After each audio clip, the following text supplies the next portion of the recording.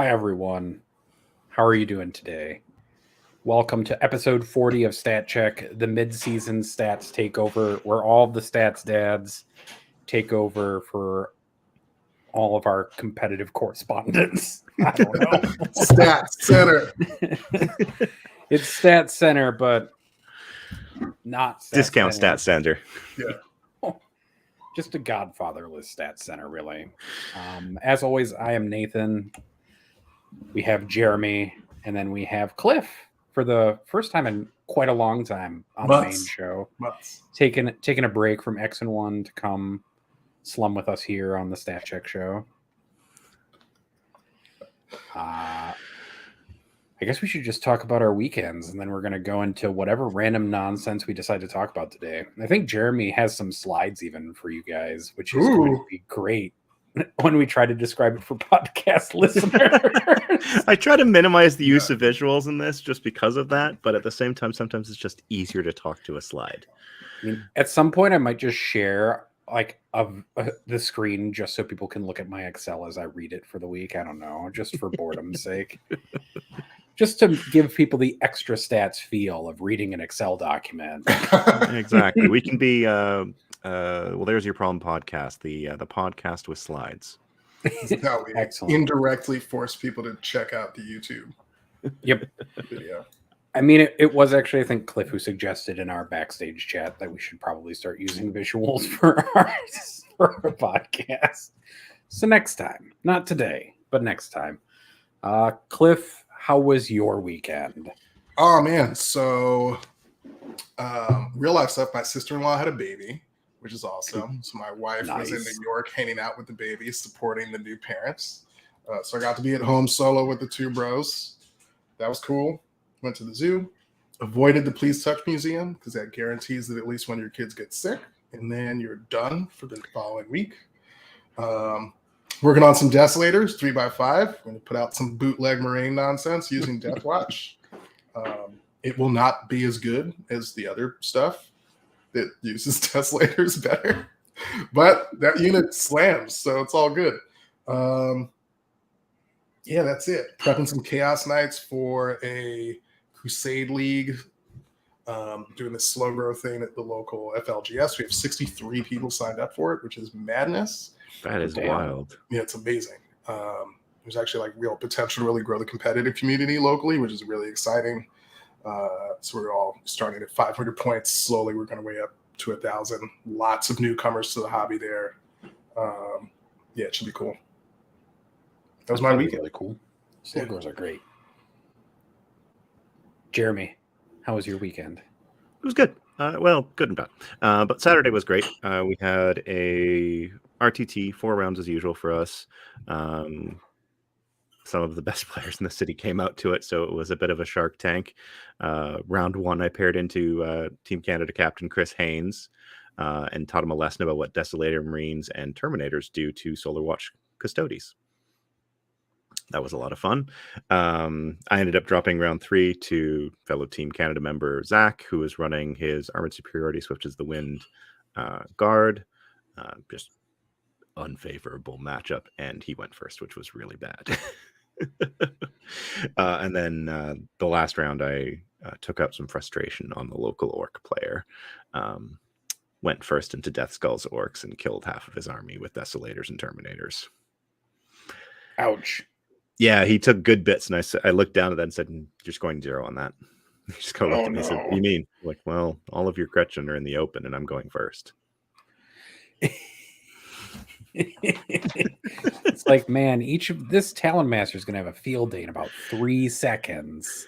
The Talon Master actually focused on killing Beast Snaggets because there were no Gretchen left to shoot at. Because each Desolator squad said that unit of Gretchen, that unit of Gretchen, that unit of Gretchen. And just that sounds about right, though. This is why sequencing is important. Though it probably wouldn't have mattered in this matchup anyway. But man, I actually positioned the Talon Master to only kill Beast Snaggets anyways, because I knew that I wanted them out of the way. But yeah, and finished 3rd overall. Zach finished 1st. Team Canada member Will Paul finished 2nd, and friend of the pod and patron Rickard finished 4th, if I remember correctly. Nice. So that was all good fun. And then I don't really remember what I did with my Sunday, but it wasn't productive, so we'll move on. And then I'm getting ready this weekend to head down to Trois-Rivières to compete for a golden ticket. Nice. Which should be good fun. The competition there is basically a friend of the show, Dan Morris, Francois Lalonde, and fellow Team Canada member, Dom Corrette, all of whom are stellar players, and none of whom are from the area of the tournament. Is it for pre or post slate? Pre. And I was actually asked about this when the slate came out, whether we would be using it or not. I'm not involved in the running of the tournament, but apparently there are quite a few locals there who struggle to adapt quickly to changing situations. Originally, the rules lock for the event was April 1st, which after some feedback, it was moved to April 8th. So when the slate came out last week, which would have been April 13th, I think, there was no appetite to adopt it and force everyone to rewrite their list with 2 days to the list deadline. I wouldn't have minded it because I could have just adopted, but instead I'm taking 15 Desolators and 20 Deathwing Terminators because I'm a monster. It's okay. We're all a little bit of a monster when it comes to Desolation Marines. I definitely don't have like 10 more that I'm painting right now or anything on my paint station. No, sir. I mean, my weekend had like very little to no 40K in it. I played a 40K game for our TTS league with a 20 Deathwing Terminator and 15 Desolation Marines into Chaos Knights, and made 2 charges I probably shouldn't have made, and it killed 6 Knights in a turn. Oh no. And my opponent was like, I think this game is probably over. And we both looked at the board and we're like, yeah, there are 3 Chaos Knights left and like most of this army is here. The key moment to that was, of course, this will never happen again after the slate drops, but 3 War Dogs charging a 10-man brick of Terminators and killing 3 of them. Yeah, checks out. Because Transhuman does a real terrible thing to people. See, the funny thing is, because of the storm shields and because of things like Field of Pain and -1 damage, that's not that far off. Like you lose maybe like 4 Terminators and then they die to the clapback. They were each armed with the D3 plus 3 like damage things. So the -1 damage wasn't as big of a deal, except for like maybe hitting a couple more Feel No Pains and maybe somebody lives. Okay, fair enough. So they were carnivores then? I think they were all stalkers with the Slaughter Claw. Interesting. Okay. I always forget which War Dog is which. They just have various bits on them, and I just like hover over them in TTS, and I'm like, okay, I know what I'm doing or not doing. I just need to know what guns and whether you can punch me. Exactly. Yeah, actually, that reminded me of my round 2. Round 2, I was playing against Freeblade Lance, and I killed 5 Armigers and his Errant in turn. I want to say battle round 3. Jesus. The Errant and one of those Armigers was in his turn because he charged into Terminators and bounced, and then both of the units that he had charged were in the Assault Doctrine and sitting next to a Chaplain with Litany of Hate up. Oh, nice. So he was just like, yeah, they're trans hitmen, and I'm going to transhuman that one. I was like, I don't care. I'm rerolling all hits and all wounds. 4s are 4s. I'm going to hit and wound you 75% of the time on both counts, and you're going to save on 6s. There's definitely a reason that GW at least got an A for the 1 change from the data slate, which was yeeting all the inner circle transhuman stuff into the sun. That was the right decision. And they get an A for that component of the balanced data slate, because we'll never see that part ever again. There's a lot of other stuff to talk about. Yeah, there's definitely no other issues with Marines. Yeah, the fact that don't exist at all. Didn't change. We'll get into it, but the fact that they didn't change the output of Iron Hands and Dark Angels at all is a slight problem. Anyways, Cliff, I'm sure you guys are going to love that part of our show just a little bit, where we kind of are like, it was nice, but it wasn't that nice. But I guess we can talk about weekly stats real quick, and then we can dive into some more. Oh, what do you? What was Cliff up to this weekend? Cliff talked about his weekend. I talked about it. Hit the zoo. Sister-in-law had a baby. You know, his name's Ashton. I'm He's sorry, I forgot adorable. about the zoo. Cliff said some very good fatherly advice, which is don't take your kids to the petting zoo because they will get sick. Yeah, no, petting zoos. Right, now I remember that. There's like variations on the Please Touch Museum where it's like you go to an indoor place, there's thousands of children there, and there's like all these like touchable activities. Your kid's just gonna get sick. Don't do it. Expecting parents of one, don't do it. See, I was thinking you were like, yeah, just don't get your kids exposed to farm animals too early because they'll get a bunch of zoonoses and. Thanks for that one. But come out of it with odd farm parasites. Jesus. Look, man, we can talk about that later in the after show where we talk about parasites and really confuse our audience. Oh no. People really want a life sciences lesson so that I can use my PhD. We can do that later, but not right now. Instead, we're going to talk about Warhammer 40K from last weekend and talk about essentially a dead meta because all this stuff is from pre-slate, but you guys can kind of see some of the problems that are being addressed and some of the problems that are still going to exist when we talk about some other stuff. And then we're going to talk a little bit about the effects of the slate and talk about some of our top 5 armies that haven't changed at all. But just wait, that's coming. For the weekend, our top performing faction with more than 10 players is Iron Hands, who made up 3.9% of the meta. They had a 66% win rate and 3 event wins, 6 top 6s, 6 top 4s, and 12 top 10s for an overrep of 2.93. Everybody always complained about Harlequins, but Iron Hands quietly just pulling off the same thing as Harlequins did. Remember, but hiding it better. For what it's worth, Harlequins was at like a 7. No, he's gonna point out the really good point, which we're ignoring right now, which is the sub-faction issue with Iron Hands. Yeah.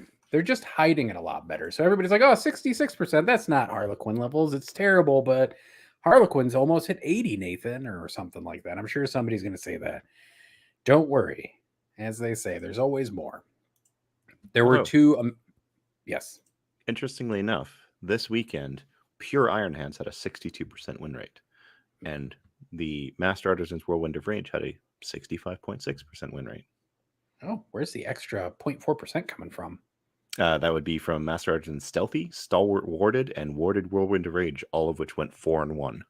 Ah, I see. I see. So still, they're not hiding it. But yeah, previous weekends, they definitely were hiding that 70+% win rate in the Master Artisans Whirlwind of Rage, while Iron Hands brought it down. Just because I think it's amusing before talking about the next faction with more than 10 players, we had White Scars and Imperial Fists, each with a 60% win rate, but only because they had one player, and that player went 3-2. Good job, White Scars and Imperial Fist player. You're popping up in the stats. The next faction that's in our over 10 is Gene Stealer Cult.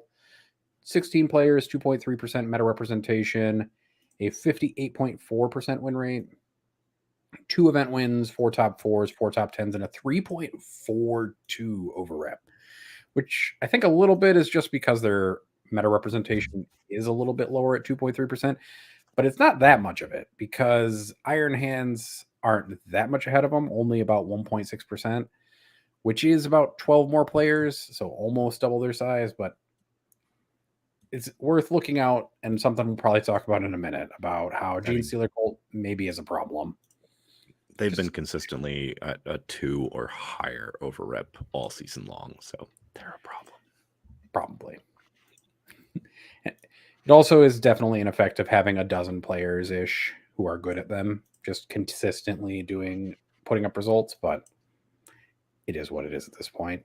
I don't think it's changing anytime soon. Black Templars are next at a 1.8% meta representation, which is 13 players, a 58.2% win rate, 3 top 4s, 4 top 10s, and a 3.16 over rep. This is really more because of their low meta representation. That's a very low number of players. It hyperinflates their over rep. Yeah. But they're not that far behind Gene Stealer Cult. but they didn't win any events. So Black Templar probably worth watching on a more consistent basis, but we haven't seen them pop up in the stats quite as much as they did this last weekend. So something to keep an eye on, but not something to be too totally concerned about, I think, at this point. Dark Angels are next. RIP Dark Angels. We probably won't see you in this part of the stats for a while. A 41 players, 5.8% meta representation, which is a lot for a sub-faction of a faction.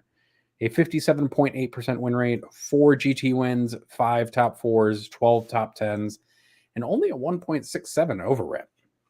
It's probably because you're starting to dilute your pool a little bit once you get over a certain number of players. Start to get into people who are maybe new to the faction who don't do as well, but you also probably get a little bit into them eliminating each other for over rep purposes. Well, you look at it, they had 50% more players than Iron Hands and about the same in terms of top 4, so it makes sense that they're starting to cannibalize and suppress somewhat. Yep. Mm-hmm. And then the last one I'll talk about immediately, although we'll talk about 2. World Leaders, 4.4% of the meta. They've been going up. They've been taking up a decent part of the meta, despite the fact that their models are actually relatively hard to come by, has been my experience. 31 players, a 57.5% win rate, no event wins, 1 top 4, 9 top 10s, and a 0.44 over rep ratio. Honestly, I think that there's just a certain point where World Leaders are just the bridesmaid and never the bride in these GTs, unless Anthony is playing apparently.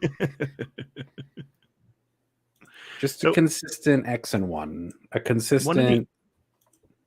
Go for it. One of the interesting things about World Eaters, because I was just looking at this, is like when they actually lose their games. Because a lot of people think, oh, it's because they're making it to like X and 1. Like they're going 4 wins and then dropping in the final. So they're going like 5 wins and dropping in round 6. They're really not. Really where they're struggling right now is to convert the first 2 wins into an event win. Because and I'm looking at like the last 230 players of theirs, and almost half of them lose in the first round, which is average. And then of those that are left, another half lose in the next round. And then of those that are left, another half lose in the next round. So they actually have a pretty well distributed, like, when you're dropping that game. It's not like they're carrying through a whole bunch and then dropping that last game. Mm-hmm. They're losing at pretty equal ways to the round. So it's not like it's like you just can't convert. You're a pretty average faction. The other thing that's average first loss is round 2. This is the one situation where I really want to look at RTT data a little bit more, because one of the things that I have heard pretty consistently since World Leaders released in that first weekend where they started hitting the tournament scene is that World Leaders are in RTT just terror. Like they're winning all sorts of RTTs all the time. And I wonder if that really pans out in that data, and looking at it and comparing it to our own data could at least be interesting to see if we see that. Like 17% of their players go 3-0 to start 5+ round events, right? So they're definitely above average there. And that sort of performance would align with a decent showing in the RTT universe. That's fair. But that's also, like Black Templars are doing about the same, like it's not. But from a T-Whip perspective, they're perfectly average. Yeah. Like tournaments and winning position. So to get to that 4-0, they're doing they make up 3.5% of the lists, and they make up 3.5% of the tournaments in winning position. They're actually doing respectable from a top 10 perspective. They're just not really converting as much into top 4s, which really is just a sign of them losing at those earlier stages and not quite hitting top 4 status. Yep. No, I'd agree. And then the last faction I want to talk about before going into the bottom of our weekly performance stuff is Chaos Demons, who I think have kind of managed to skate on people's periphery a little bit. They definitely avoided any touches in the data slate, but we can talk about that later. 51 players, 7.2% of the meta, which is a lot of people. I think only when you start considering Marines as like a Gestalt and then Astra Militarum are the only two factions that have more players than Chaos Demons at this point. Chaos Demons had a 57.4% win rate. No wins this weekend, but they were, when I was looking at the ARCS data, third overall for GT wins since the start of ARCS, which is pretty impressive. 5 top 4s, 11 top 10s, and an over-rep of 1.34. So the faction is still performing quite well despite not getting any GT wins this weekend. And that's been consistently the story across ARCS, is that Demons are one of our top performing armies, but are kind of like the fifth. Yeah. They're in the top five, but always at the bottom of that. Charlie K asks, I'd like to see data on Invocatus versus Angron and Phase Cap Bloodthirster win rates. I'd like to see Berserkers versus 8-bound and Exalted 8-bound rates. I would love to see this too, but list parsing and list analysis, unfortunately, isn't something that we can do very well right now. Fingers crossed, list building cleans up a little bit in 10th edition, and we have the capacity to do that by hopefully having a standardized list format that can be easily parsed by bots. Yep. And then just quickly to touch on our bottom performers, I'll just list them from worst to best, and we'll go on from there. Sisters are the worst faction from this last weekend. They had 12 players, 1.7% of the meta, and a 28.7% win rate. They had no placings of any kind. Blood Angels are next at a 34.3% win rate. Again, no placings of any kind. And then we have Death Guard at 36.8% win rate. Again, no placings of any kind.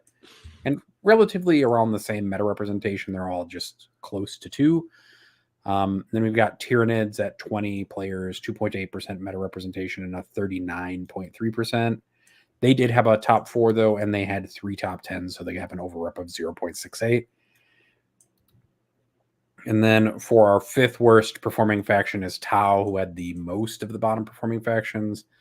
Tau had 40 players, 56 or 5.6% meta representation, and a 41.8% win rate, with 5 top 10s and no top 4s or event wins over the weekend. So those are our bottom kind of the bucket for at least this week. And we'll talk about in just a second kind of what the situation has been for ARCS overall. And I think we lost Cliff temporarily, we've lost Cliff temporarily, semi-permanently. He will be back, I'm sure. So we'll Dashboard Daddy will come back in a minute. I guess in the meantime, we can pull up some of the greater dashboard data and talk about kind of the meta status as a whole, and then kind of talk about the balanced data slate. Yeah, sure. I guess you weren't there when we did our balanced data slate review. I think I kind of have already expressed my opinions on it, and I've also written a little bit more for Goonhammer about what I think about the balanced data slate. What about yourself? Where do you feel that it landed? I think it was fine in like the most. It's passable. Like, it did a good job of doing one thing, which is it got rid of Deathwing Terminators, who are, despite the fact that it makes Jeremy sad, we're too good to exist in the meta. No, it makes me happy because it means I don't have to make excuses for running my Ravenwing now. There you go. Because I was always playing Ravenwing, and like in every event that I've been to, with the exception of this weekend, I ran at most 10 Terminators. My last list before this weekend was 7 Terminators, because it was just a couple command squads to wander around and bodyguard characters. That makes sense. So being able to be like, no, I don't want to run that, is now I shouldn't run that. That makes sense. I mean, otherwise, like for the slate, if I were to give it a grade, it'd be a B-, which is barely passing in graduate school. Like, the teacher would probably talk to you afterwards and be like, hey, this needs to be done better. But they definitely get an A for the portion of it where they took Inner Circle and yeeted it into the sun. Like, for that part, Games Workshop definitely gets an A. There's just a bunch of stuff that I think that they forgot to address. And we'll talk about it in just a minute here, is that you have a top 5 that has not changed. You maybe cycle in 2 factions kind of into the top 5 a little differently.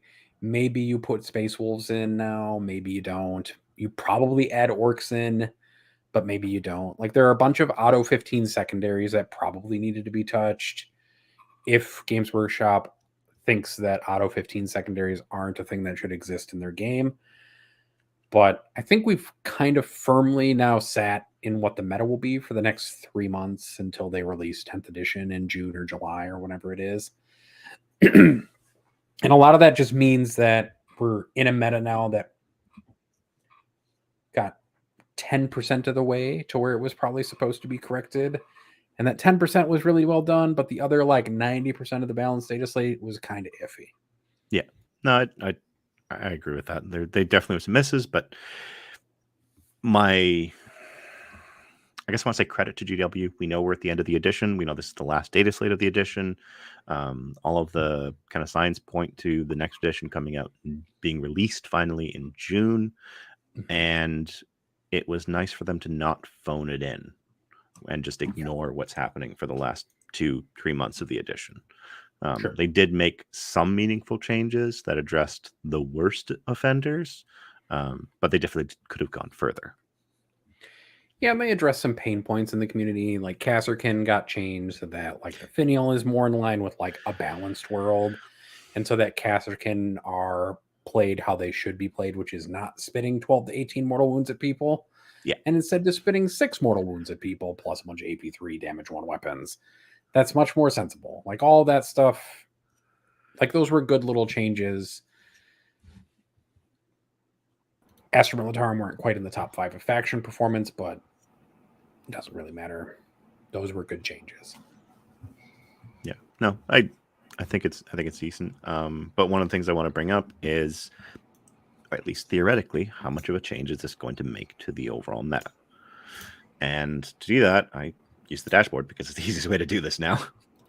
And what I did was I looked through what happens if you just completely take out the 3 armies that got hit the worst. And even then they didn't really. So right now, going into this data slate, Gene Stealer Cult, Iron Hands, Dark Angels, and World Eaters were all above GW's 55% threshold. We've already talked about this. World Eaters doesn't exist in their data slate. They didn't make any changes. They mentioned in the Meta Watch video that they'd be keeping an eye on them, but we have no idea what that actually means because this was the last balanced data slate. Maybe there'll be a ninja fix. I don't think anything will change with them. Gene Stealer Cult, they saw the changes to Brood Swarm, and that was it. Iron Hands, they lost Codex Warfare as a reliable secondary, and that's it. The output from that army is completely unchanged. Dark Angels, same thing. Output from that army is completely unchanged. Codex Warfare is no longer a reliable secondary, and Deathwing Terminators got taken out back and shot. Yeah, and I've heard from the Gene Stealer Cult community that the Brood Swarm change is basically negligible. Like it you just build means around behind enemy lines and you're fine. Yeah, you just cycle out Brood Swarm for something else. You can go look at several of like the main GSC players and see their analysis of it, and basically be like, it doesn't change anything. Yeah. So going from there, if you, and I'm going to make this bigger for people because I realize it might be a little too small. So going from there, you then had demons who were sitting just above that threshold as well, and then you had Astra Militarum, Black Templars, Craftworlds. But then at the bottom, you had Marines, Ultramarines, Death Watch, White Scars, Raven Guard, Imperial Fists. None of whom were helped by these changes, or at least they were made worse by the Codex Warfare changes. Mm-hmm. Yeah. And then you have Thousand Suns, Chaos Space Marines, Crimson Fists aren't real, Death Guard, and Tyranids. All of those sit below the 45% threshold that GW is talking about. And this is using all of the data from ARCs for GT Plus events that we look at. Mm-hmm. If you then just take out Gene Stealer Cult, Iron Hands, and Dark Angels from the meta entirely, so assume that you've now completely removed them, which isn't the case here, but assuming that you've completely removed them, this is what it now looks like. World Eaters move up to 58%, Chaos Demons move up to 57%, Black Templars move up to 56%, and then you have Astra Militarum and Custodes just below that. Now, Custodes and Astra Militarum both took hits, so they would probably actually sit right about where they currently are based on those changes. But then if you look at the bottom, which is what this was also supposed to help, none of those armies were helped. Yeah. Not exactly sure. Tyranids crosses the threshold from 44 to 45. Sure, they're on the edge. But Death Guard, Chaos Space Marines, Ultramarines, Thousand Suns, Crimson Fist, Death Watch, White Scars, Raven Guard, Imperial Fist are all still out to lunch. Like, still not an army that I would consider bringing to a 5-round GT. Yeah, and Imperial Fists are a Devastator Doctrine army, right? So they got hurt by this. They got hurt quite substantially by the Devastator Doctrine change to Codex Warfare. They did make like tiny changes to Tyranids, which were more like quality of life changes, though, more than anything else. Like, it was nice to get adaptive back. Yeah, adaptive traits and that may change the army a little bit. And not having also to no longer make your Hive lose... Tyrant your Warlord. You don't lose them anymore if your Warlord's dead. Yep. All of those changes are quite nice. They might move the bar like a couple percent, but as it stands, like Tyranids were sitting on the bottom end and they moved just inside. That's kind of what you would Probably what you would expect, yeah. Yep. And then, you know, the middle band doesn't really move. But the issue is that, like, if you take out any, and I did the same thing for, I don't have it here, but I did this. You can do the same thing on the dashboard where you take out Iron Hands and look at what happens to Dark Angels and GSC, and they basically remain unchanged because they weren't taking a significant number of wins off of each other. They were eating at everyone else. Mm-hmm. But yeah, so it's a little concerning that we're probably going to see more of this for the next 2 months, especially when you look at, like, there weren't any substantial changes made to the bottom, and there were some rather minor changes made to the top. Like, I expect Dark Angels will fall within the 50% range now, because they're still a very strong army. They still have good secondaries. And, like, Stubborn is requires people to play around it, but you can actually score pretty reliably on that by forcing people to come at you. Yep. Their army is still, like, Ravenwing with all game Devastator Doctrine is insane. Iron Hands obviously aren't going anywhere because nothing about the army changed aside from their ability to score secondaries. And the same thing for GSC. They got a slight nerf to Brood Swarm. It's now closer to a 10 or 11 instead of an auto 15. Yep. But if you look at, you know, for example, if you were to go to the dashboard right now and look at Gene Stealer Cult and look at what they win by normally, you would see that it's not 4 points or 5 points that they're losing on Brood Swarm. It's significantly more than that. And if you look at their average score, same thing for, like, Iron Hands. Say they have to replace the 15-point Codex Warfare with a 10-point other secondary. Yep. How much does that actually affect them by?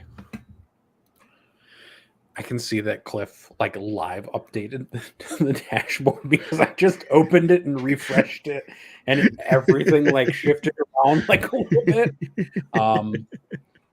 I mean, yeah, I think that's why my computer got angry at StreamYard. That would do it.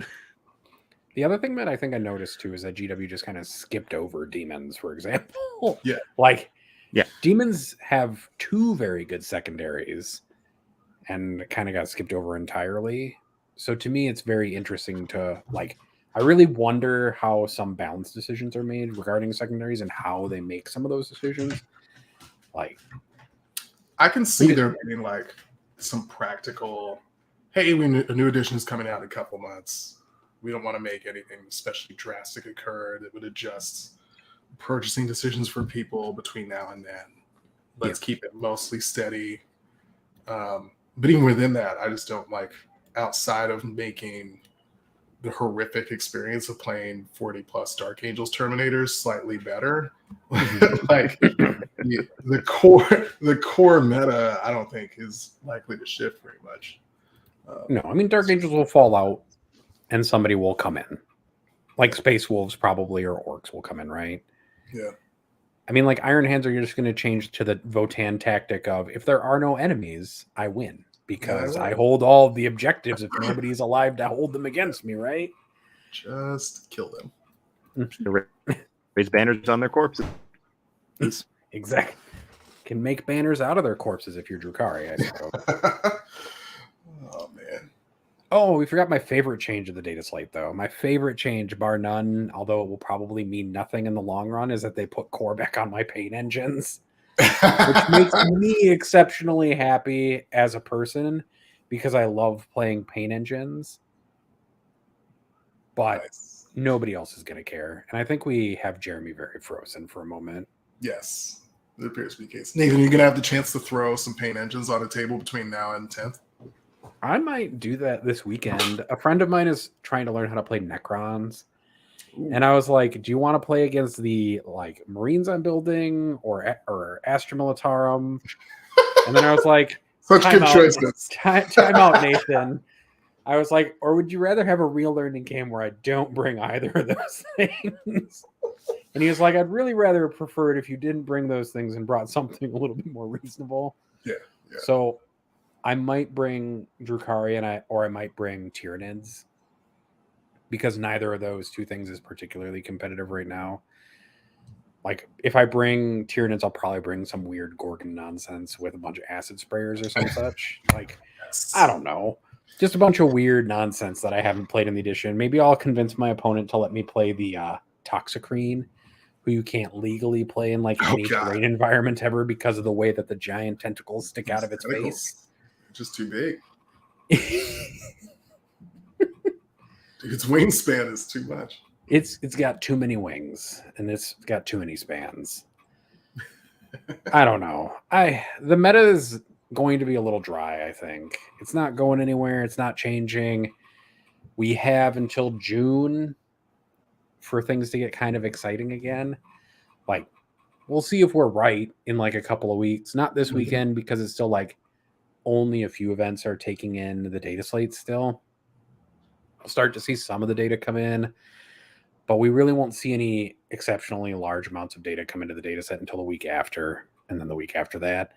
So we won't even know if we're right for a couple of weeks yet about the top 5 not shifting at all, or if Iron Hand supremacy is real. It probably is. Desolation Marines are too inexpensive and too good at what they do, which is pick up everything while hiding behind a wall and then pop out from the wall and pick up everything else. But what you going to do? What's like a hot take you've got for the remaining 2 months? I've got like a semi-hot one. I want to hear your hot take, Cliff. That's what I want to hear. The semi-hot one I've got is rooted entirely in the like peer versus peer dashboard tab, where you can see like, okay, how are newcomers doing against newcomers with a given faction, and how are veterans doing against veterans with a given faction. And Black Templars do reasonably well across both of those. I think likely due to the combination of like being able to throw many transhuman and invuln across everything in your army. Like that's like easy, very effective. It works. Doesn't require like high pilot skill. It just like does what it does mathematically. And I could see people sliding over from the like face roll of 40 plus Dark Angels Terminators to the face roll of like 60 plus Black Templars infantry models, plus impulsors. It'll be. I don't know. I don't think it'll be amazing, but I could see that. I could see their win rate ticking up a bit. It'll be difficult to see if people actually do that because, like, we saw at the beginning of ARCs, the Dark Angels adoption rate was fairly slow just because of the lead time and lag on hobbying all that up, because no one had 40 Terminators sitting around. No one had 20 Terminators sitting around unless they already played Dark Angels. And like Iron Hands, everyone already had most of those models that are good right now from either earlier in the edition or the end of 8. Yeah, the last time they were like this. And whereas like switching into Black Templars right now, that's a lot of models to paint up into hobby. Takes some work, we have some locals who have actually been running Crusader spam for a couple months now. This gets better, like the meta does get better for them with these changes.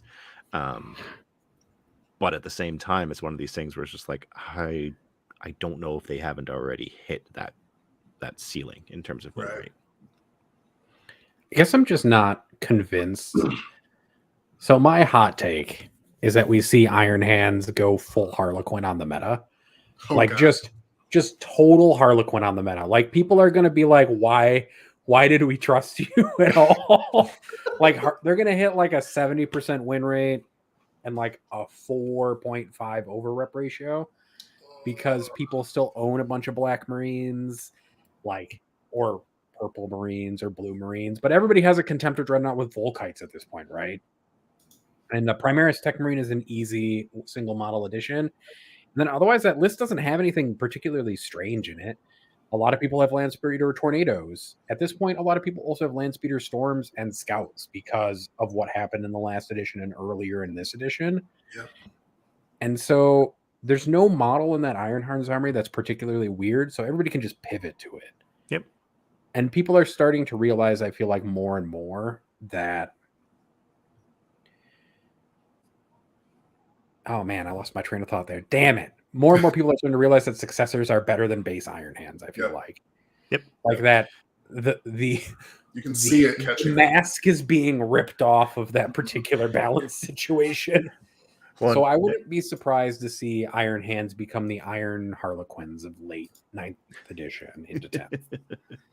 And honestly, it just means that from now on, for every edition change, GW, Iron Hands have to be the herald of the end of the edition with some kind of ridiculous imbalance situation. Yeah, I that's my hot take. Far off being that hot of a take. I think one of the biggest things is that we're going to see Iron Hands go up because yes, they lost their auto 15 secondary, but they struggled into Dark Angels. Like Iron Hands had a 43% win rate into Dark Angels. The Terminator Menace disappearing for them means that will probably go to like a 60% win rate, which then means that they're gonna rock it up even higher than they currently are. Like right now, War Underage Master Artisans is what, like a 67% win rate. Yep. You take Dark Angels out of that, and it probably cracks 70%. I think we'll see some of the factions that were pulled down by Dark Angels, like the hard countered factions. GSC is another one. A lot of GSC players have talked about how Dark Angels was their hardest matchup. Yep. And that changes when there's no longer Terminators in that matchup who are all on like a 1-up save or a 0-up in cover. They're still hard to kill because you go from wounding them on 4s to wounding them on 3s with most of your guns, which is substantial, but they're still saving on 2s against everything. Sure. But they're not going to be in the meta as much anymore because now Deathwing Terminators are bad into a slew of other meta threats, right? Where is the Dark Angel? And I think the only thing that will slow Space Wolves down is the fact that a bunch of people don't want to rip hands off of their models and try to see if they can find Combi Meltas to equip them all with. Like, I can't imagine needing to, like, break hands in a freezer for, like, 40 Sky Claws or something like that to re-equip them with Melta. And nobody wants to magnetize that kind of stuff. GSC currently has a positive win rate into Dark Angels, 52%. Interesting. I did not expect that. I didn't either. Could be that we only have like a dozen Gene Stealer Cult players. And so there's only 60 games in that set, so.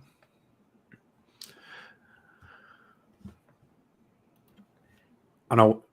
What other hot takes do we have for the remainder of the edition? I think you're the last one who hasn't given us a hot take, Jeremy, for the remainder of the edition. So my problem is all my takes are currently backed by what I've just been seeing in the data. So if I want to go for a hot take, Demons will crack 60% on regular weekends. Yeah, I believe it. That checks out. It's hard to have hot takes when you're a data person. It's really hard to. I'm like, all three of us had takes that are like mild to medium, like Midwestern spicy takes. Just now. I guess the hottest take is that we will Orcs are going to crack 60. Watch it happen. Orcs crack 60%. Yeah, come on, Orc players. Come on, guys. You underline the core problem. Throw the kill rigs away. Start playing proper transports. Come on, Orc players. You can do it. I believe in you, kind of. But not Seth. I don't believe in Seth. Friend of the show, Seth Oster. I don't believe in you, Seth. Mostly because you keep not running transports in a way that makes me sad and infuriated. Come on, Seth. You're better than that. Love you, Seth. I guess I can do plugs real quick, and we can do a quick break. I don't know. How am I supposed to do these plugs again? Oh, yeah. Thank you for watching this really strange episode of Stat Check where we talk a lot of nonsense. If you've been watching this long, it would be awesome if you could send us a like, add a comment to the video, subscribe to our YouTube page. If you find yourself able to, go over to patreon.com/statcheck and join our Patreon, which will get you access to our Discord. Our Discord gets you access to all sorts of fun stuff, like TTS majors that are run out of our Discord. We'll be running another one for 10th edition inevitably. You also have just a loving community where you can get access to all of us. I like to say it's chaotic comforting. So if you come and you can feel supported by an awesome community of people, you can also talk to all of us from the show. Also, you get access to all of our bonus content. So you get access to Enter the Matrix early and all of the bonus content that Innes and others make. Also, please go watch our other shows on the network like X and One. Custode Cliff is here right now, our dashboard daddy himself, who is one of the two hosts of that show. I personally think that is one of the best pieces of content that is currently in the 40K universe right now. Close behind it is Enter the Matrix, which is hosted by Typhus, which is focused on team events for 40K. They just put out episodes for matchmaking into 5 and 8 man team events, which are amazing pieces of content if you want to get involved in team content. So good. As an X and One host, I think it's the best. the best thing you can find about 40K, because since Team 40K is the gentleman's 40K. It's true. It's just as incredible. A team's coach, I've been sending those to everyone else in my team. Be So like, good. watch these, understand what's going on in the background when you give me your predictions. And on the topic of teams, Anthony and Innes are not here tonight because they're recovering from Alpine. Same with Typhus, who was going to appear, is also recovering from Alpine. And they're going to talk about their Alpine team experience either later this week or weekend or next. Yeah, which they won, just so everybody knows. You can probably see that content either this weekend or next week on Tuesday. We're going to take a break for 10 minutes. There will probably be an ad here, as Innes likes to say. Otherwise, you can sit here and talk to Jeremy and Cliff and I while we sit here and stare off into the darkness that is our lives. I don't know. Thanks, everyone. Dr. Zero Hour, how can they have a high over-up if they have so few players doing well? I will answer this.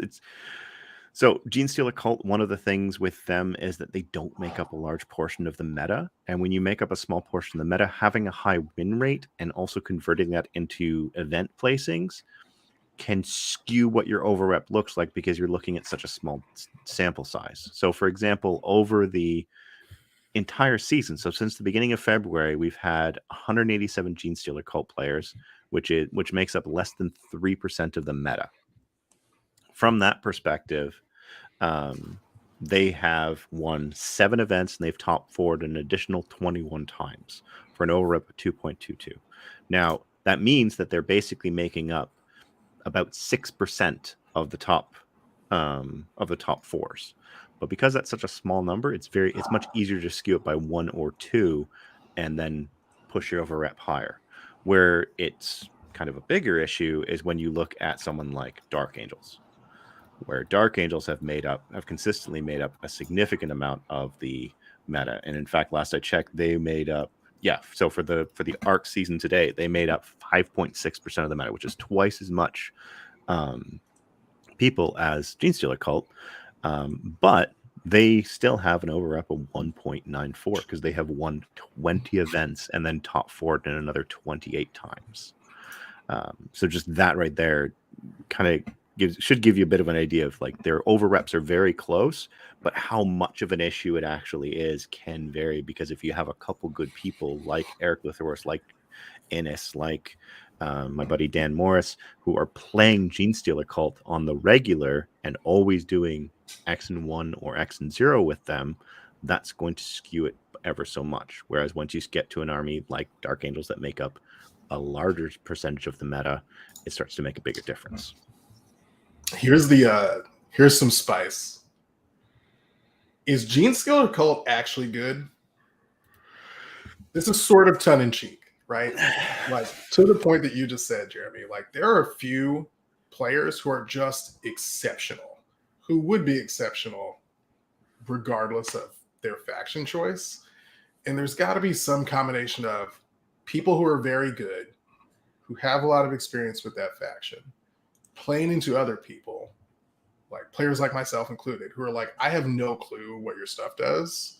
Let me know what's going on. And as a result, aren't planning for it. They're getting blasted. Like people who know how to play the game are just showing up, getting creamed. That was their first run in or second run in with GSE. They're not planning around it. They're not tactically good. Like, is that in fact an indicator of a problem, an underlying problem with the faction? Or is that an indicator that it's really good for highly skilled players? So there's an interesting thing, and you can answer that question in the dashboard, right? Aha. Because Dashboard Daddy right here is going to advertise for the dashboard real good, which is nice because it's a great tool. And if you start pulling apart Gene Stealer Cult into like those various tiers, once you hit the experienced tier of player, is when you start seeing the Gene Stealer Cult win rate skyrocket above 55%. So it's like 59% for experienced. And then I just had this clicked and then I forgot to re-click it. And 64% for veterans. But when you look at newcomer, which is probably why you don't see a lot of newcomers continue, is it's 42% for newcomers, which is quite an interesting idea of like, man, I'm going to get this wrong and somebody's going to yell at me later, but it's a very high skill ceiling faction, but also a high skill floor faction. Yeah, because you basically... Yeah, you just move both of them up. Otherwise, I'm going to get yelled at later by somebody in my DMs about getting that incorrect, which is what happened the first time I talked about skill floors and ceilings. No, you're not far off. And it's also interesting because when you look at the peer versus peer tab on the meta on the dashboard, it tells you kind of a similar story. Gene Stealer Cult overall have a 58% win rate, but veteran versus veteran, which is basically our way of showing that you've been to a handful of GTs, you probably at least run into them before, so you have an idea of what they do, that drops to 56%. And then if you go to the newcomer versus newcomer, where people are running their first GT, now that might not necessarily their first event, but their first GT-sized event, it drops to 53%. So it clearly is an army that rewards experience with the army, but at the same time, when you look at the what's the last term we used, the veteran versus veteran, so that like I think it's 4 more events in the last year. They are still at 56%, but Dark Angels are at 63%. Yeah. So just kind of comments on, all right, there is an element of skill involved, but there's not nearly as much of an element of skill involved as compared to, say, when you compare Gene Stealer Cult to Dark Angels. Dark Angels just... And the delta is what you really want to look at there, right? The change between those two win rates, because a lot of newcomer factions have different win rates than their veteran ones. But what you see for that newcomer versus Gene Stealer Cult is you see that win rate is real low for newcomers and then real high for veterans or for experienced players. And that kind of big change is how you can find those kind of skill, those higher skill floor and ceiling factions. Unlike the Dark Angels, where you roll your face on the table with Terminators until your team loses. I was about to make a point, but I feel attacked. I mean, I definitely did that against Chaos Knights, as I made like 5 tactical blunders, which with any other faction would have seen me horribly punished. And instead what happened is I made 2 9-inch charges and annihilated my opponent. Yeah, that's bound to happen. Like Gene Stealer Cult, we're picking on them right now because they're at the top of the meta, but it's not that bad. Like when we look at Arcs and we look at Nephilim and we look at Nachmund and we look before that, but we don't have that data in our system. But when you look at all of those, it's very much it's a lot better than it used to be. Like we're talking shaving a couple percentage points off to get them into the I hate the term Goldilocks zone. So we're in a pretty good spot. Like, yes, they didn't adjust nearly as much as they should have. GSC probably could have taken another hit. Iron Hands could have taken another hit. Demons could have taken a hit, but we're still in a really good meta. Like, when you look at what is winning and what is converting that into top fours, I think the only faction that hasn't won an event in Arcs is Imperial Knights.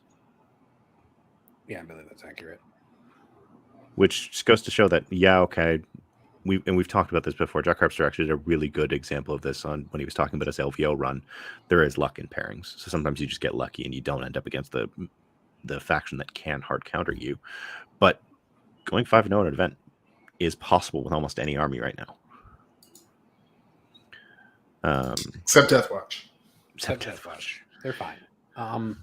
Man, there's just really good questions now popping up in our chat that I want to talk about now, but we should probably all right, let's like let's 10 take seconds. a break. We'll come back to the questions. We're gonna go to questions now, folks, because you were asking great questions, and honestly, the content that we just had probably should just go in the main episode. So 10 I seconds. probably won't edit it out, to be honest. That's fair too. We're just gonna talk nonsense. So I'm just gonna put up my hand for 5 seconds, and if Jeremy wants to edit in a break, he can edit in a break.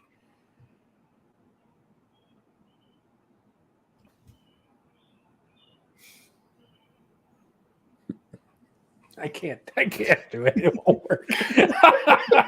Welcome back to the show, everybody. You probably just heard an ad and missed entirely me and Jeremy trying to figure out how mirrored cameras work to put hearts together. No, Slowly. it's not going to happen. I'm too old All for right, this. Dick Johnson asks.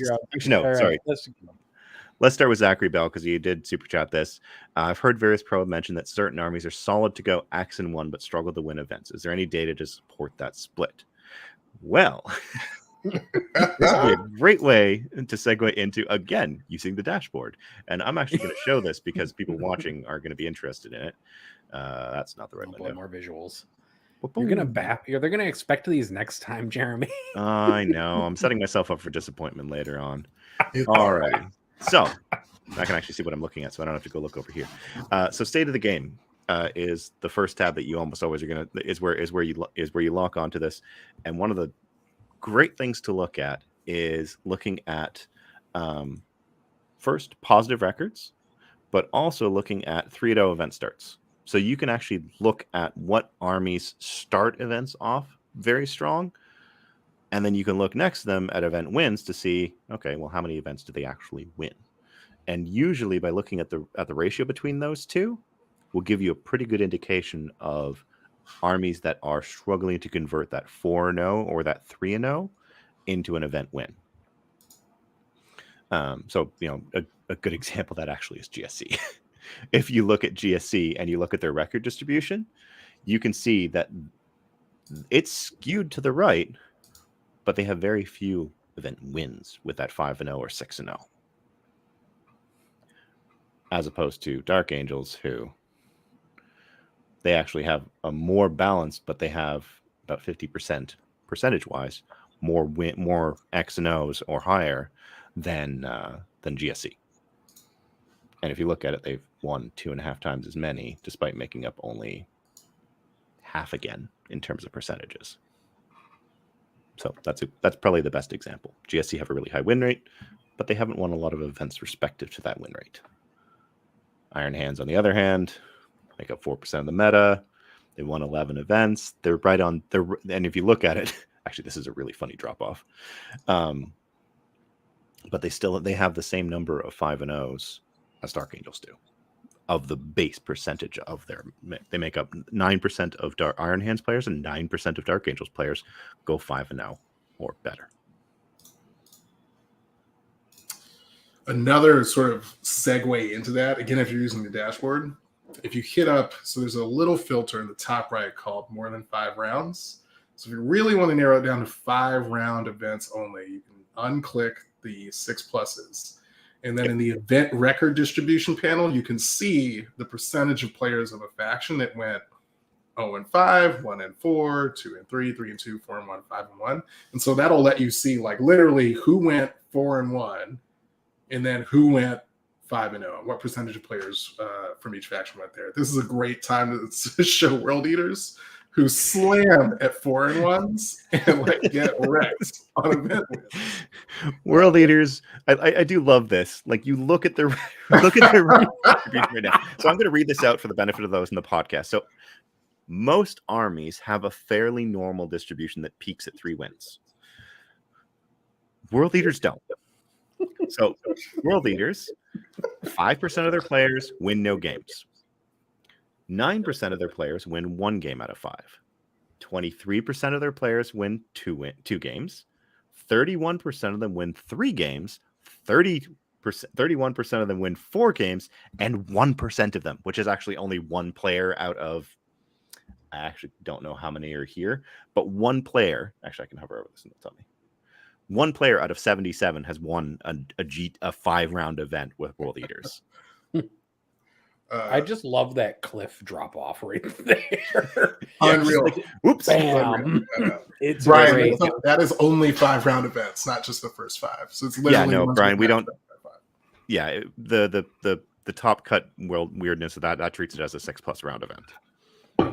I think what that tells us is that World Eaters might in fact be the most perfectly designed beer/dad hammer player faction ever. Because you will win more than you lose. But at no point will you be in danger of taking an event away accidentally from someone who is better than you at the game. At the same time, they also have a 58% win rate and a 1.82 over rep. So they do need to be tuned down just a little bit. Yeah. And I think just a bit. We mentioned it in the ARCs review. I had kind of hoped, and Innes and others had kind of hoped that the Pile of Skulls secondary would be capped at 12 points. And that probably would have done enough to bring them in line. Sure. On the topic of World Eaters, Dick Johnson asks, World Eaters new players at 52% is super interesting. Probably an element of not enough folks with new book at enough events to make many veterans. So for us, and this is a key distinction that we make, the veterans and experienced and newcomer tags are associated with the number of events that a person has gone to in the last year, not necessarily a number of events that they've played with that faction. That's something that we could probably look at a little bit more in 10th edition. When we update everything that we do, to look at how many events they've played with that faction, because we know that there's a difference there. But at the same time, you look at someone like Manny Chima, who played 9. 8 no, he's won 9 GT plus events since we started recording data in February. Oh, yes. And he won those 9 events with 6 different factions. Yeah. So from that perspective, it's one of these things where it's both numbers need to be looked at the same time, basically. Mm-hmm. It's another really good question here from Elo Woozle, which is, what do you view as a good number of games for overall faction win rates versus specific pairing win rates? And those are a little bit different because it's a lot easier to get those overall faction win rate data, and it makes a little bit more sense when you're looking at it than it is to get specific pairing win rate data. So obviously it varies the length of the season, but right now, if we look at the data that we have right now, we have a total of 6,500-ish games since the beginning of February. We have 33 factions once you include all of the various sub-factions. Most of those being Marine, all of those being Marine sub-factions that we track. But you look at all of that and it's just like, okay, so on average, it's 200 games. And right now at this point, I think we're pretty confident that this data is fairly representative of the meta as it stands. And there's a few that are kind of the exception of that. So I'd say once you get to, you probably want about, sorry, that was 6,500 players. I just realized I was looking at it's like 31,000 games. Yeah, I was going to say that doesn't sound like enough, but sure. There, my bad. So I it's mean, an average once you of get 1,000 games per faction. Then the data is pretty accurate. Yeah, I would say once you've passed 400 or 500 games played with a faction, its win rate can be said to be fairly reliable. Like you could actually do the statistical analysis and figure out what the actual plus or minus on it is based on your sample. I took a look at it. It's like it's plus or minus like 1.5% around 150 games played. Yeah. So once you get to that point, you have a pretty good stance of it. And so you could say the same thing for faction v faction. Once you've crossed 150 games in that faction v faction subset, you're going to be pretty close at predicting the outcome. You're not going to be perfect, obviously, but you're going to be pretty close to it. It just reminds me that it's very easy to do too early, because if you watch how the matchup data fills out, it fills out very unevenly. Oh, 100%. So like if you look at our matchup data thing in the tab, like you can see some of this because you can see how big some of those squares are. You can see that some of those squares are definitely a lot larger than others when you click faction versus another faction. And what that tells you is that you're a lot more likely to see some matchups than others. Like in this one for Dark Angels, you can see that there are some boxes that are very large and some that are very tiny. So the matchup pairing data fills in really unevenly. And so it takes a while for the whole pairing setup to be accurate. But some of it will fill out very fast and you'll have very reliable data in like a couple of weeks. Some of it takes a whole season to fill out to 150 plus games. Yeah. Like you look at it right now, and for Dark Angels, they're one of the most popular factions right now. I think they're in the top 10. They have one matchup that has 150 games in it, and that's against Astra Militarum. Everything else is less than that. And if you set that threshold at 100 games, even then it's, I think, only the top 6. Not even that. the top 4. So against Astra Militarum, Adeptus Custodes, Craft Worlds, and Chaos Demons. Those are the only 4 matchups where you have 100 or more games played. So just from that perspective, like we're well along in the season. So it's very hard, and this is one of the challenges that we often have when we start to drill down, is it's very difficult to make definitive statements about how things are going. We can say this appears to be the trend, but that's not necessarily the final say on things. Sure. And that's one of the things that we try to like repeat to folks a lot, is that the sample size is very important for this data. And like when we talk about weekly data, we're mostly looking for just general trends, and we're not trying to make conclusions based solely on weekly data, but we try to make conclusions off monthly or several months worth of data instead, because it does take quite a bit of data to make sure that what you're saying is accurate. Because on a week-to-week basis, when you have relatively small sample sizes, sometimes like with that Imperial Fist and that Crimson Fist player or White Scars player from this week, they can hit a 60% win rate because there's just one person playing it. And so you need to add some of those considerations when you're looking at this data, not just in 40K, but in life in general. It's worth considering the sample size of what you're looking at. Yeah. Drew Euler also asks, and we'll get to the Discord questions right after this. It's just on my screen. Is there a way to discern shooting-based armies, melee-focused armies, and balanced armies? Not from the data. That's something that you would talk about more from talking to people about how an army is played. Some armies are more balanced in that you can run both shooting and melee elements. Some are pure melee like World Eaters. Some are pure shooting like Tau. But it's not something you can see from the data, because if you look at where the matchup currently stands in the state of the game, World Eaters are a melee army. Iron Hands are a shooting army. Gene Stealer Cult can be both. Their main builds are shooting right now, but there are Pauper Princess builds that are popping up that are actually quite melee focused. Dark Angels, they're a stand there and look at you army. Like, yes, they have a shooting element. Yes, they have a melee element. But the problem build that existed was that you just sat there and scored. We just want you to come close enough to you so we can whack you with sticks. Exactly. Big fat sticks. Demons are a melee army. There's no question about that. They have some shooting, but Black Templars are a melee army. So it's just like, just by army performance, you can't make a conclusion. And actually, this, I'm realizing now as I'm going through this, kind of speaks a little bit to the state of the game, in that we seem to have figured out terrain from a balance where it's not shooting or melee dominated in the top. It's faction strength that dictates that. So we want to go to questions in the Discord. I don't have them open. I have them open. Awesome.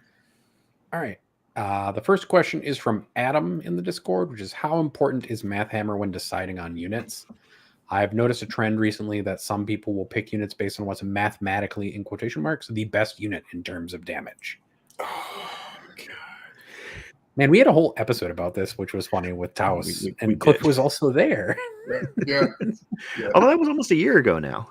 That's true. Yeah. It plays a role. And it's one of these things where, like, you will look at the mathematical efficiency of a unit, but there are some things that you can't necessarily quickly capture in terms of output and durability of unit. It's things like objective secured, or in 10th edition, objective control. Your movement, your presence on the board, durability versus output obviously matters. There's a lot of different things. So Math Hammer does matter to an extent, but there is definitely a thing. Like if you looked at the initial assessment of Desolation squads, I was guilty of this. A lot of people were guilty of this, where people didn't think they were going to have that much of an impact because they were 35 points a model, and you looked at their guns and it was just like, well, that's a really poor trade. But then you looked at them in the context of Iron Hands, Dark Angel, Space Wolves, and said, oh, their output's a lot higher, and they're actually fairly durable in dealing with the return indirect fire. Maybe this is actually a problem. Mm-hmm. The other thing I'd note on damage output is that it is incredibly tempting to use averages as the means by which you assess a given unit's damage output, and I cannot state enough how much you should not do that. For example, let's assume for a moment that a given unit had the ability to produce 30 mortal wounds on a roll of a 4+. Otherwise, it produced 1 mortal wound on a roll of 1, 2, 3. On average, that unit's producing 15.5 mortal wounds. In reality, it either produces 1 or 30.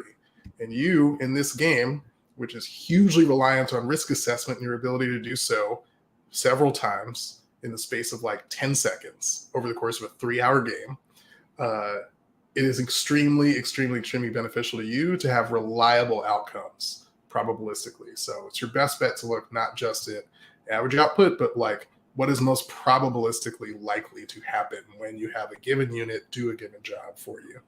That's it. One of the things I want to say, just to go off of what Cliff said, because everything Cliff said is exactly what I think on this topic, is that you can look at the distribution of results in tools like Unit Crunch. And you can look at the distribution, like when Jeremy earlier was talking about normal distributions, you can look at how tight those distributions are in Unit Crunch for the results that you're looking for. Because you'll see in that data a bimodal distribution, like Cliff just talked about, with 1 mortal wound or 30 mortal wounds, which averages out to 15.5, which isn't a great way to look at it. But if you look at something like Unit Crunch, which is just unitcrunch.com, I think, and we'll add it to the show notes later, is that you can look at the distribution of those results. And what you want is a relatively tight distribution around your result that you want, because you want a very high percentage that you're going to get what you want, or you want it to just be distributed most closely for the highest probabilities of where you want. But you can't really, I also worry a lot when I see people talk about using Math Hammer for efficiency's sake. I will definitely see people who are like, well, this unit is 0.2 points more efficient than this other unit at doing damage. And I'm like, there is no way that matters outside of doing 1,000 games. Like across 1,000 games, that efficiency will play out, but it's not going to play out across one game. I'm sorry, folks. It's just not. And sometimes I see people do those kind of fractional efficiencies, and I'm like, please stop. It's not going to work out. But go use Unit Crunch. Look at your distributions and use that to help you with making threat assessment and unit assessment choices. Yeah, it's a great tool. I will continue on to the next question. Jeremy will be right back. What is your favorite part of 40K that is not playing 40K? Many of us enjoy the post-game dinner or the car ride to / from events where we chat Warhammer. What is yours? Oh, man. I mean, like, chilling with cool people rules, right? Like, that's the case with anything. Yeah, 40. Yeah, just, I don't know. This particular community is so idiosyncratic and funny and cool. For the most part, there's some real assholes out there, but you don't have to hang out with them, so you get to avoid them. Within the hobby itself, outside of just like the cool socializing, I'm just a sucker for the hobby. Like, I love painting. I went to like an artsy high school. This is how I express that part of myself now. Yeah, love it. Love the hobby. Love the lore. Huge fan.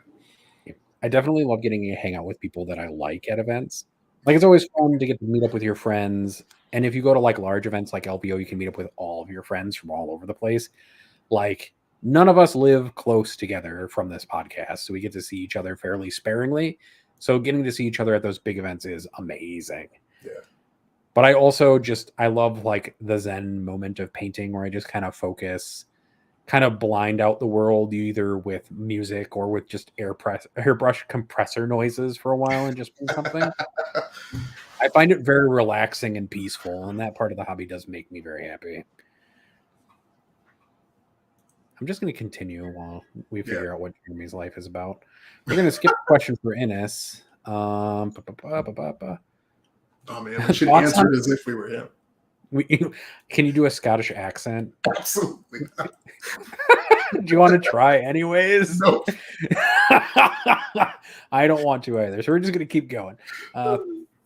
Ethan, eternally confused, asks thoughts on twin-linked rerolling wound rolls, and how it possibly makes Spine Fist the best Termagant weapon choice. Oh man. Oh, this is like actually my legit 10th edition take, and this is something that like I tend to pick up on the like, oh, we're adding reroll stuff. Like when Death Slayers dropped, I was like, I'm intrigued by a unit of these rerolling hits and wounds, because I knew that was like an accessible thing for some factions. Like they're adding a lot of baseline reroll to hit and wound, and skip a roll when you roll a 6 on a given like space. And that stuff is so lethal, especially when they stack together. And so it strikes me as not, it strikes me that maybe, unless these are some of the most dangerous unit buffs that they're previewing so far, that like maybe they didn't quite learn the lesson about stacking probabilistically influential buffs on top of each other for dangerous units to increase their output past what you would expect. Like it's not, I don't know. I'm concerned about the lethality being too high at Joe. It is a bit of a concern. I'm leaning towards they're just using certain units that have these abilities to demo them. I'm really hoping that this is the case. But at the same time, they also showed today one of the combinations that I was terrified of seeing, which is anti-something 4+ devastating wounds. Now, it's on a one-shot gun. You get 2 shots in half range. That's not that big of a deal. But the fact that they consider that an okay thing to combine, where on a wound roll of, in this case, 4+, you do a mortal wound. Yeah. And that's a relatively generic weapon term, too. Like, combi weapon is not very descriptive. There are a lot of combi weapons in this game. So we don't know what combi weapon that is. Maybe it's a new one. Maybe it's a Volkite combi weapon. See, like that's the thing. Like that profile sounds like a Volkite charger. Can you imagine though a Contemptor Dread with twin Volkites? Well, here's what I jump to.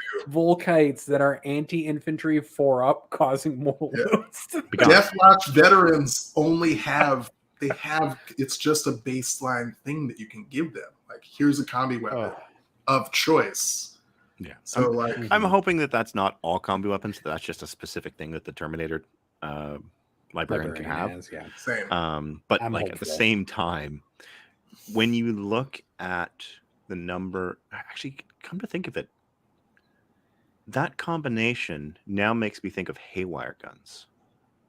Oh, devastating wounds and auto and anti whatever. Vehicles. Because if you think about it, like how the haywire guns worked is that against a vehicle, a wound roll of X would give you this.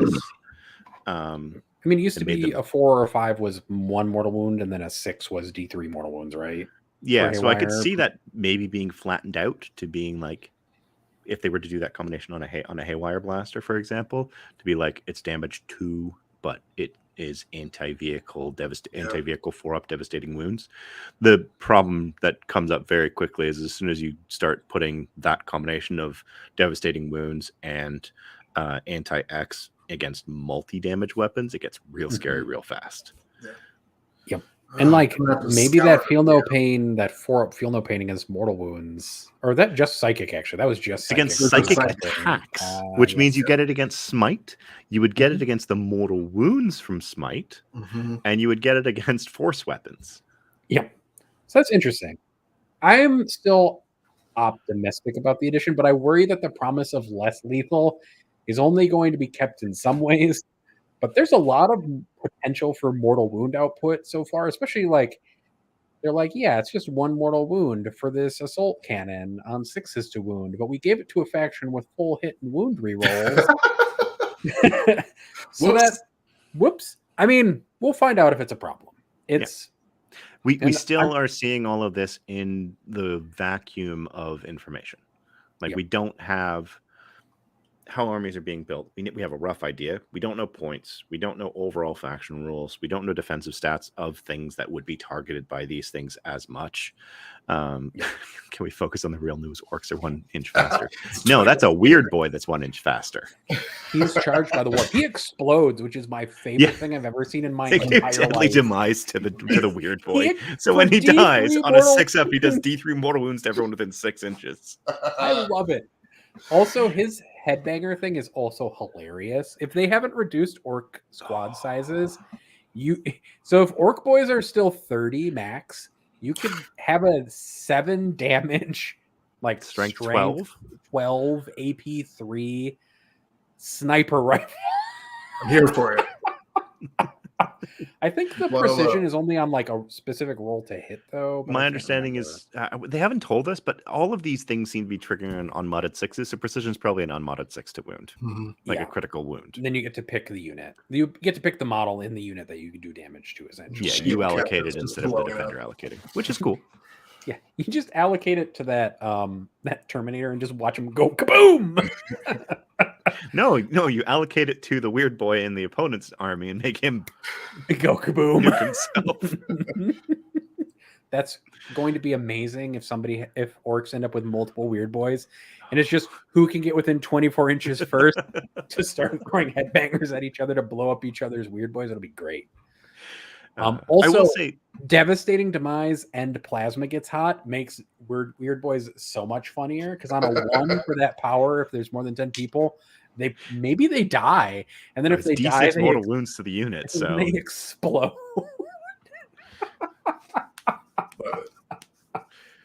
It's already so weird. Brian has it. Weird boys headbutting each other is now the only 10th I want. And the other changes that they proved today, I really like. Just the psychic phase going away and it being in this phase you do damage, in this phase you do movement shenanigans, in this phase you do buffs, and I'm sure we're going to see in your opponent's turn in their shooting phase you debuff them. Mm-hmm. Yep. For things like Weaver of Fates or whatever it was called. Yeah, the structure seems much cleaner, so much cleaner and simpler. That's great. We're probably going to end up seeing something similar to reactions in Horus Heresy, but just like in the turn space where they happen, I'm assuming. Yeah. The next question is actually really complicated, and I wonder if you've even thought about it, or if WT, because like this is really just a question for you, Jeremy. Yeah. Is what are your thoughts on the AI/bot ban for pairings in WTC? That's an interesting one. So there's no secret that teams do their pairings research and do the breakdown of, all right, we're playing Scotland. We know they're going to lead with Gene Stealer Cult.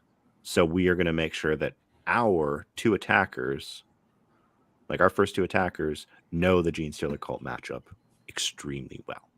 So that one is good. Like there's no secret that doing that kind of research helps a lot, and figuring it out helps a lot.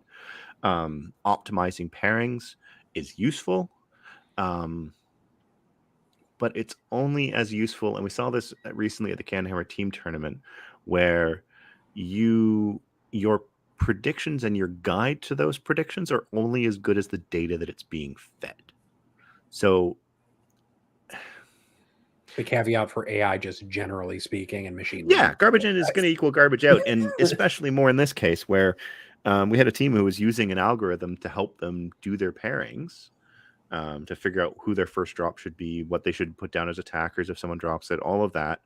But they didn't take into consideration what they were running specifically and whether those predictions that they had put forward were accurate enough. So there were some where like their wins, they predicted their wins pretty closely and then maybe a little bit higher. But in their lost rounds, they lost significantly harder than they were expecting to because they didn't realize how swingy some of those matchups were. Got too cute.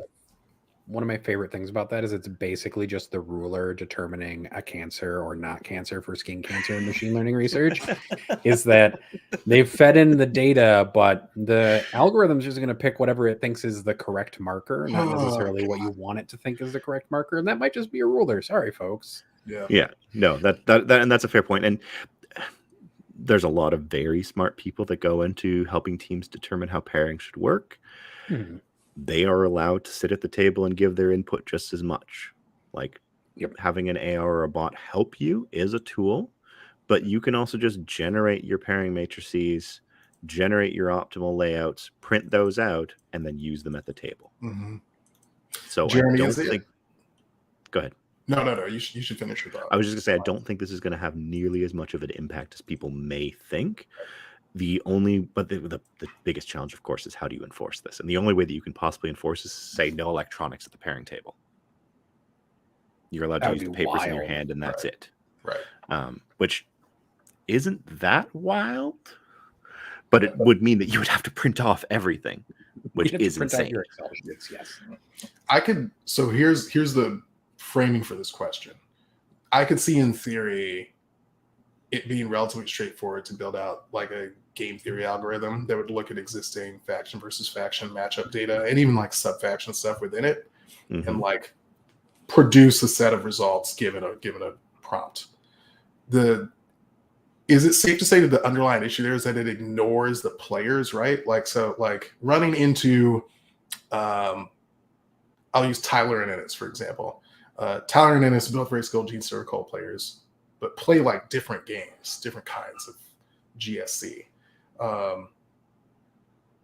Your matchup and your score projections against those two players might be wildly different, even if you're using the same player going into them using the same faction, based purely on like the differential experience and play style of each of those players.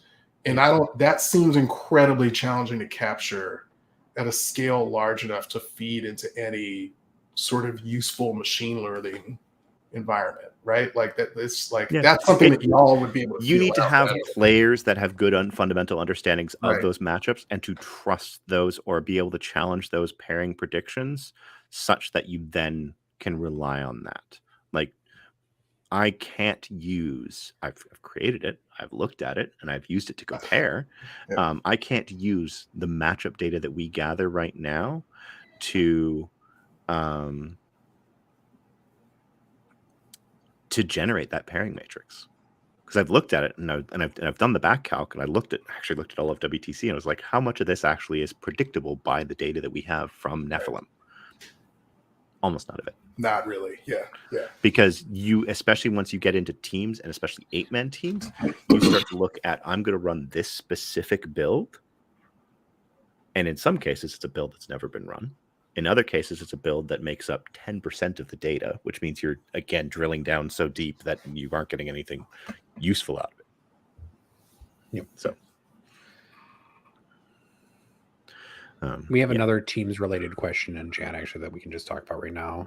Sure. Louis Luna in YouTube chat asks, since we are talking teams here, I'm headed to battle for Salvations. You guys attend any of the team events? What are my chances like bringing Armored Superiority / Heirloom Guard for teams, I suppose? Armored Superiority is Russ's count is 5, other vehicles count as 3, and Heirloom Weapons is the reroll, right? I believe Heirloom is extra range. Right, extra range. It's Elite Sharpshooters is the reroll. Yep. It depends. I'm pretty sure BFS is 5-man teams. I don't know what the terrain looks like and whether they have actual like different tables.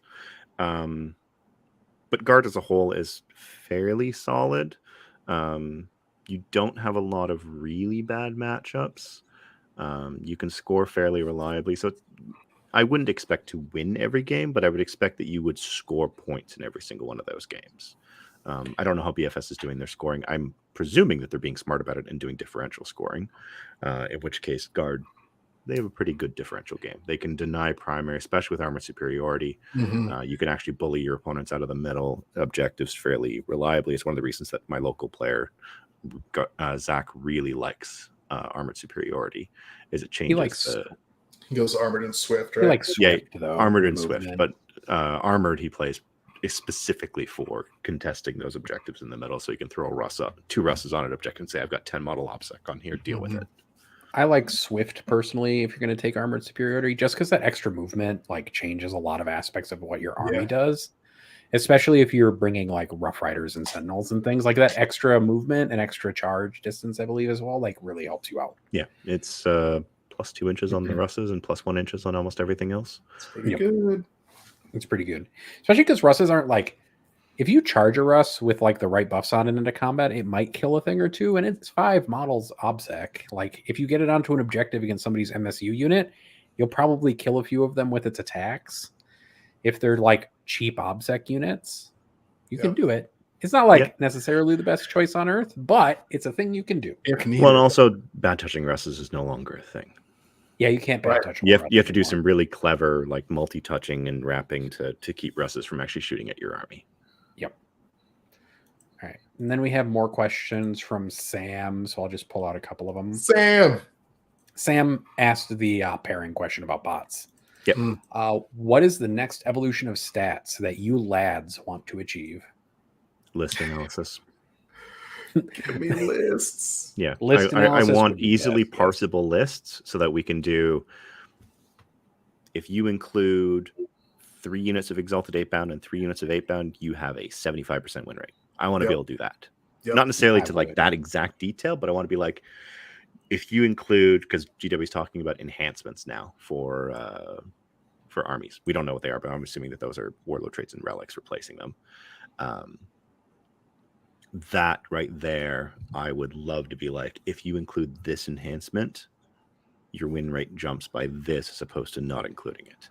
Yeah, that's the good stuff, man. Because that's like the NBA like lineup stuff, right? Like when you got like these 3 players on the court, you're like plus minus goes up like 7.5 points. Like that stuff is fantastic. I would love. This is more just like a manual collection challenge that is doable but annoying, like the terrain format being included. What was used, and then using that as an additional filter. I'm also trying to think about like I want to do like player stats, which we were sort of throwing around the other day in the Discord. Like, do you want to do it like NFL football style, where they come up on screen and say where they're from? That would be sensational. Like, yeah. I had joked with Joe at one point that I was gonna create that for him, so that when he was on War Games Live, he could pull up like the player card for the player that he has on stream. Because every now and then I would do that. I would open up my database and would just be like, hey, so and so has played in 4 events this year, and they've played 3 different factions and they have a 62% win rate, or they finished their best finish this year was 2nd at Adepticon singles event. Like things like that is really fun to be able to pull up on the fly. We did a little bit of that for FLG for LVO, where when they wanted stats on, I think it was the top 8 players, and we built that out for them. We were like, here's everything that you need to know about them. Here's their stats, and here's their what events they've been to this year. Yeah. Last time the top 40 event using Harlequins was maybe June 2021. Yeah. I can convince WTC to do something like that, because everybody will be from their national teams. Yeah, we're just gonna get little videos of everybody crossing their arms. They wouldn't do it. Shouting at their like high school mascots. Yeah. Oh yeah, they're gonna say the city they're from or like the province, I guess. That'll be great. Dan Morris sent us 20 Canadian dollars, which is 20 fake dollars, to build him a list on the fly with the lion. Oh, that's all Jeremy. I would just take out all the Terminators, put in more Ravenwing Talon Masters, and just abuse the Lions, reroll 1s to hit and to wound for characters. Just run triple Talon Masters with him. Can't. Good.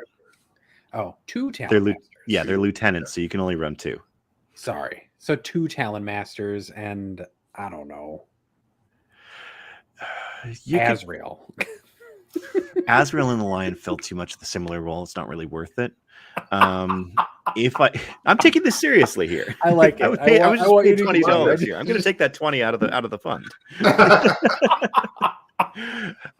No, but in all seriousness, I would probably start with a Lion, 2 Talon Masters, couple units of infiltrators because you need something to be able to bully your stubborn.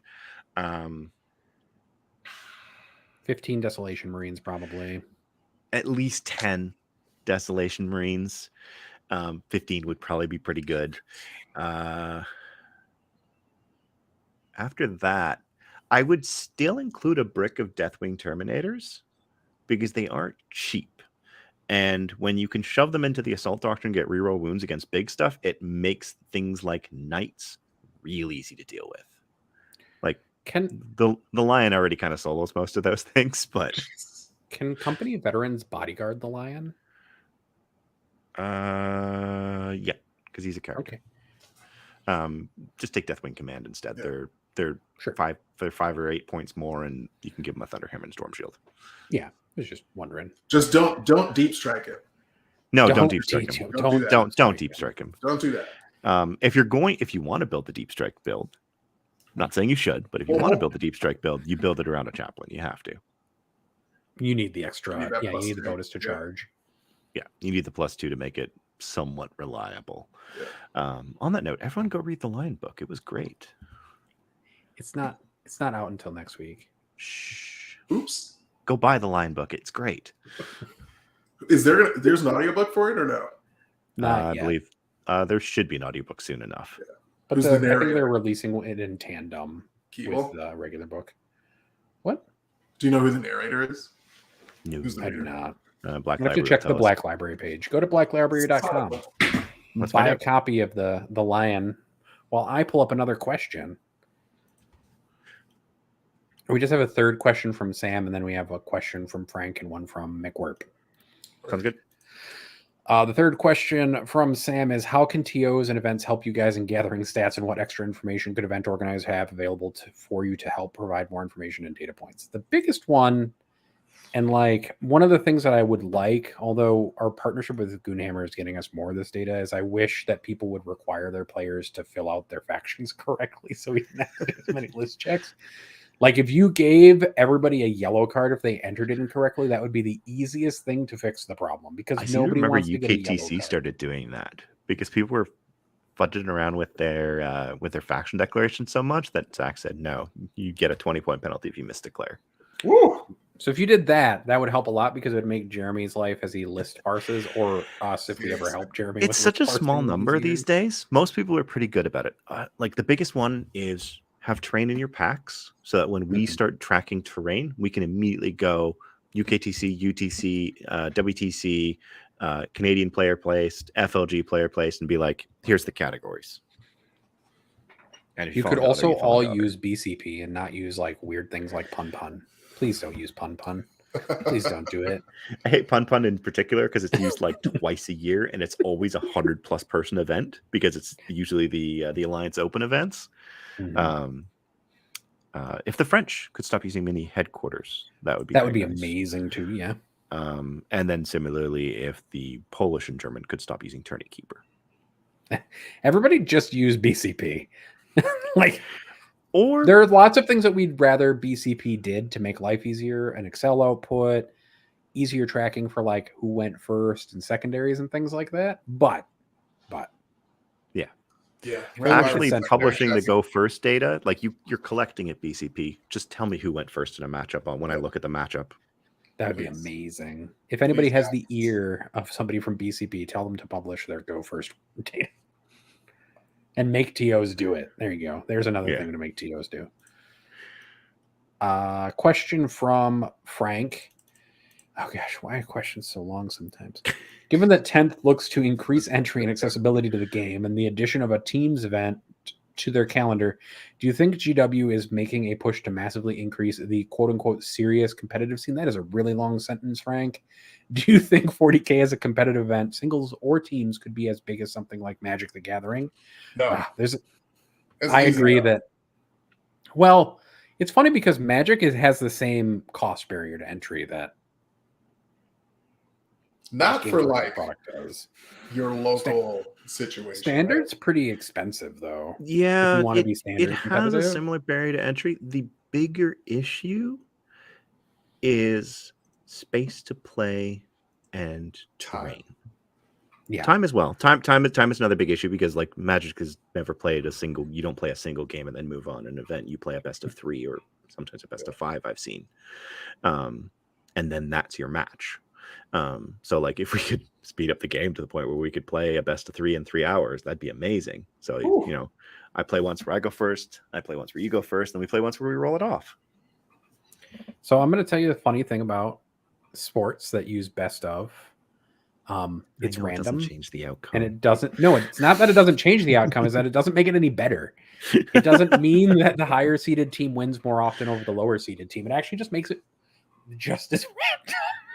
All right. Sorry, guys.